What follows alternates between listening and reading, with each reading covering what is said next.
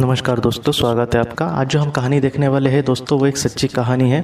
जिस लड़के की कहानी है उसको हमने नाम दिया है उज्जवल, और ये जिस किताब से ली गई है उसका नाम है पास्ट लाइफ रिग्रेशन, जिसके लेखक है डॉक्टर न्यूटन कोंडावेटी।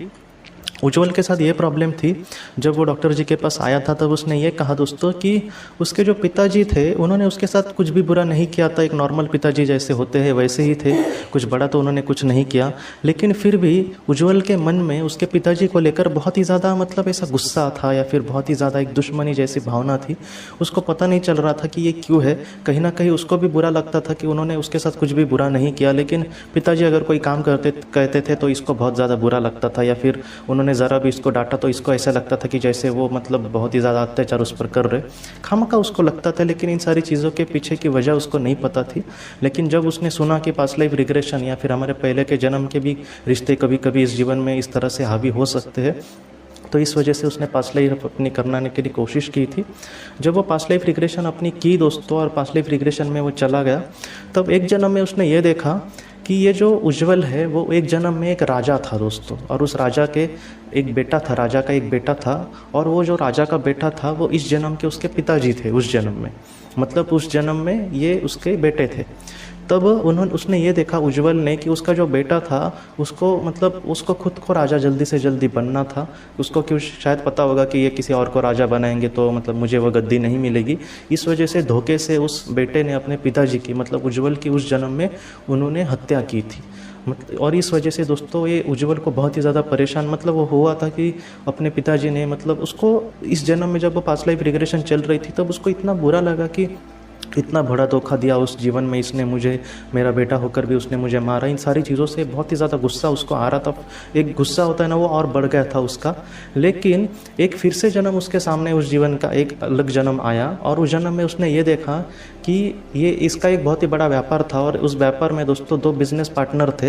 ये एक था उज्जवल, और दूसरा जो बिजनेस पार्टनर था उसके पिताजी की आत्मा थी। उसके पिताजी ही कहीं ना कहीं उसके एक बिजनेस पार्टनर थे।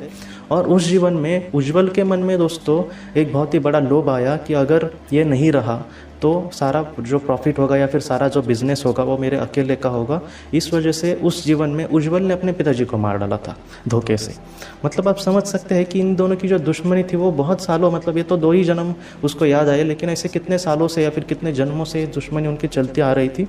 और बाद में दोस्तों उज्जवल ने यही सोचा कि ये जो बातें हैं, बाद में उसको अपने आप पर, जितना अभी पिताजी पर गुस्सा आ रहा था अब उसको अपने आप पर आने लगा। और उसको डायरेक्टली उसको भी पता चला कि ऐसे बहुत जन्मों में शायद मैंने भी उनको मारा होगा धोखे से। उसने इन सारी चीज़ों को दोस्तों, ये जो एक साइकिल बन गई थी उनकी सर्कल, उसको फोड़ने का प्रयास किया। और उसने ये सोचा कि ये दुश्मनी आखिर कब तक चलती जाएगी। और इस वजह से उसने दोस्तों अपने पिताजी से बहुत ही अच्छे रिश्ते रखने की कोशिश की। पहले बहुत ही मुश्किल होती है, जो हमारी पहले की आदत फटक से नहीं छूट सकती, लेकिन धीरे धीरे वो अपने पिताजी से बहुत ही अच्छे से बात करने लगा। और इसके जो पिताजी थे वो भी अपने आप में थोड़ा सा बदलाव करने लगे, और वो इससे इतना बुरा तो व्यवहार नहीं करते थे, लेकिन वो भी बहुत अच्छा, अभी अपने बहुत ही करीबी बेटे जैसा बहुत ही अच्छे से व्यवहार करने लगे। और वो दोनों दोस्तों फिलहाल बहुत ही अच्छी ज़िंदगी जी रहे हैं।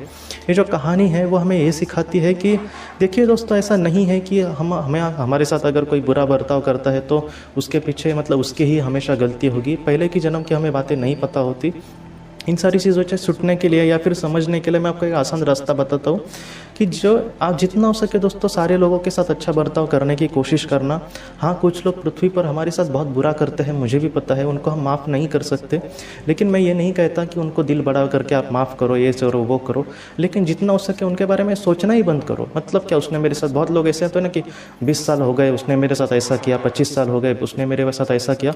अगर इतने साल हो गए हैं या फिर अब वो बात पुरानी हो गई है या फिर कल की भी अगर कोई बात हो तो उसको गालियाँ भी मत दो, और किसी को बड़े दिल से ये करो ईश्वर उसका भी भला करे। इतना भी बड़े हमें मन दिखाने की कभी इतना मन बड़ा दिखाने की भी ज़रूरत नहीं है।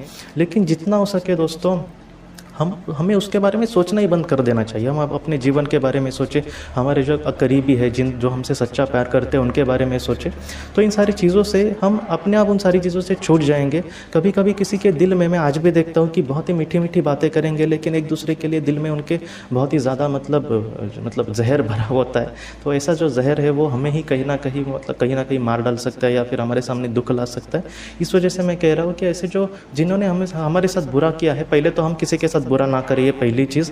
लेकिन जिन्होंने अगर हमसे हमारे साथ कुछ बुरा किया है तो जितना हो सके हमें मतलब उसको उसके बारे में सोचना ही बंद कर देना होगा, हमें अपनी ज़िंदगी के ही बारे में सोचना होगा। तो इनसे दोस्तों हम धीरे धीरे इन सारी चीज़ों से मतलब दूर हो सकते हैं। आज की इस बात को लेकर अगर आपके कोई भी सवाल हो तो आप ज़रूर पूछना, जितना हो सके मैं उसका आपको जवाब देने की कोशिश करूँगा। हम अपनी अगली वीडियो में मिलते हैं। आप अपना अपने परिवार का ख्याल रखना। आपका बहुत बहुत धन्यवाद। ज़िंदगी की रोशनी ये एक कंसल्टेंसी है जो ऐसे लोगों को मदद करने की कोशिश करती है जिन्होंने किसी अपने को खोया है या फिर जो लोग अपने जीवन में बहुत ही ज़्यादा दुखी है।